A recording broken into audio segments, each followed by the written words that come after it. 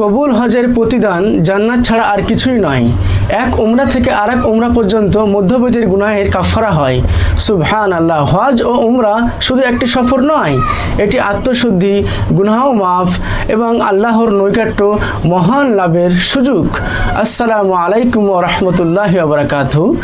আজ আমরা জানব হজ ও উমরার সওয়াব ও ফজিলত। প্রিয় ভাই ও বোনেরা, হজ এমন একটি ইবাদত, হজ ইসলামের পাঁচটি স্তম্ভের একটি, যেখানে সামর্থ্যবান মানুষের জীবনে একবার প্রত্যেকের হজ করা ফরজ।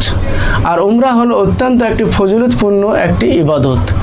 আল্লাহ সুবহানাহু ওয়া তাআলা পবিত্র কোরআনে বলেন, মানুষের ওপর আল্লাহর জন্য এই ঘরের হজ করা ফরজ, যারা সেখানে যাওয়ার সামর্থ্য রাখে। হজ এমন একটি ইবাদত যেখানে বান্দা নিজের অর্থ, সময়, কষ্ট ও ভালোবাসা আল্লাহর রাস্তায় ব্যয় করে, যেখানে লাখো মানুষ লাব্বাইক আল্লাহুম্মা লাব্বাইক বলে উপস্থিত হয়। এই দৃশ্য আমাদের ঈমানকে আরও শক্তিশালী ও মজবুত করে।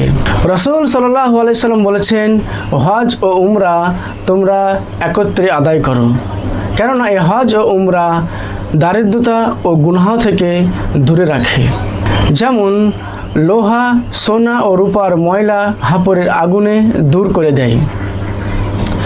আর কবুল হজের প্রতিদান জান্নাত ব্যতীত আর কিছুই নয়। সুনান তিরমিজি হাদিস নম্বর 810। এছাড়াও রাসূল সাল্লাল্লাহু আলাইহি সাল্লাম বলেছেন, যে ব্যক্তি আল্লাহর সন্তুষ্টির জন্য হজ করলো এবং অশ্লীল ও গুনাহের কাজ থেকে বিরত থাকলো, সে এমনভাবে ফিরে আসে যেন সে এমন নিষ্পাপে ফিরে আসে যেন সে নবজাতক শিশু। সুবহানাল্লাহ। অর্থাৎ কবুল হজ একটি বড় গুনাহ মাফের মাধ্যম।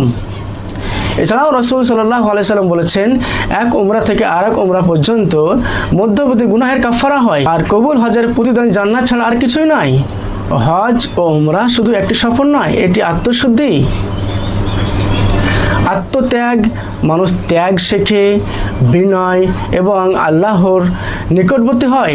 কাবা শরীফ দেখার অনুভূতি, আরাফার ময়দানে দোয়া, সাফা মারা সাই, প্রতিটি মুহূর্ত একজন মুমিনের হৃদয়কে বদলে দেয়। তাই আমাদের উচিত হজ ও উমরার নিয়ত করা, প্রস্তুতি নেওয়া, আল্লাহর কাছে তৌফিক চাওয়া। আল্লাহ আমাদের সবাইকে হজ ও উমরা করা তৌফিক দান করুন। আমিন। ওয়া আখিরু দাওয়া আলহামদুলিল্লাহি রাব্বিল আলামিন।